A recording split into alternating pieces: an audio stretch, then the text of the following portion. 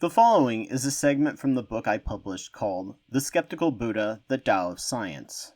I am currently slowly working on recording an audiobook version of this, read by myself, which may or may not be ready in time for the holidays. If you enjoy this segment, please consider buying a copy for yourself or a friend this holiday season. Link is listed below. Confucius. Kong Fu Zi, meaning Master Kong, or the Latinized Confucius, is the most prominent and most well-known leader of a Wu school.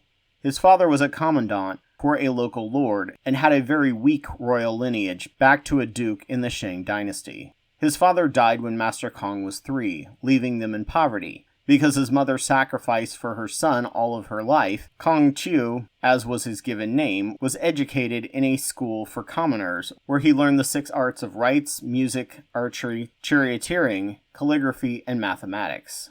These were skills that could move a common middle-class person into government positions. Because of this, and his minor royal status, he was able to spend his 20s in government jobs such as bookkeeping.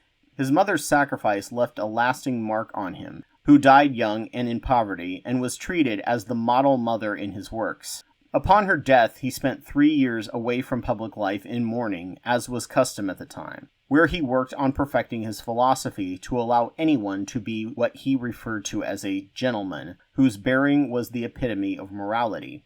His teachings became well known among the Lu state, where he served, and was promoted to a governor of a minor town, and later the minister of crime.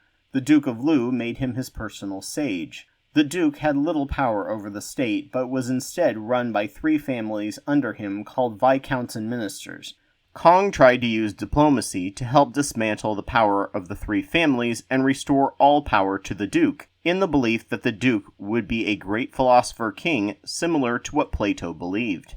The Duke ended up not being the ideal person Kong thought he was, neglecting his duties to engage in pleasures of the flesh, and Kong decided to go into self-exile. He worked for the next 14 years developing his philosophy and tried to discover a lord worthy of his service. He never succeeded in the second quest, each one leaving him disillusioned. However, he made a name for himself over China and eventually was allowed to return to Lu, where he spent his final 3 to 4 years. Kong Fu Zi's philosophy. While Master Kong believed in an afterlife and astrology, as most did in his day, his philosophy discussed very little at all of the supernatural issues of the time. It was almost completely about virtues, ethics, and how to live a good life so that society could be great.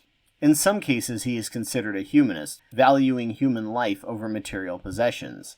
His philosophy was not based mostly on logic, but more on stories of past people he deemed to be good and moral, especially the rulers in the mythic past.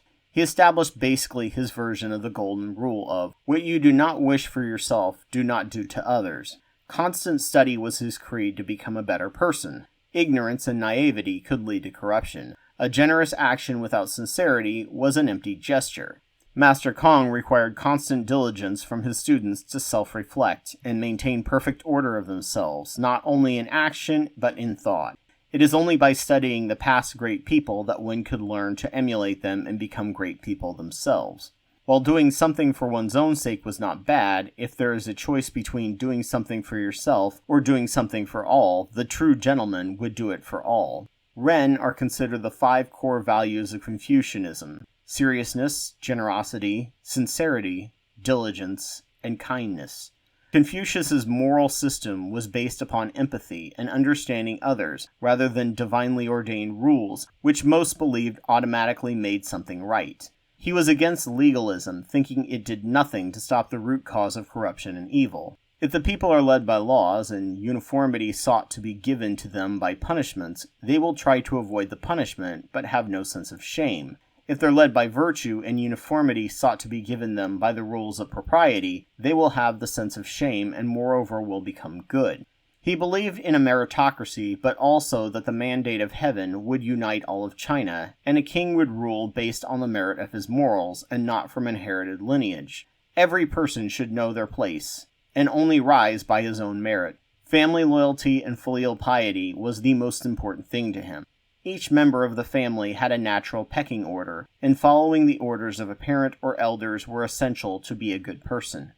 While he wasn't successful in implementing his ideas in his lifetime, Confucianism became a part of Chinese identity and was the ruling philosophy of many kings and lords. It found its way to neighboring nations. It was the top 3 philosophies that ruled China, alongside Taoism and Buddhism.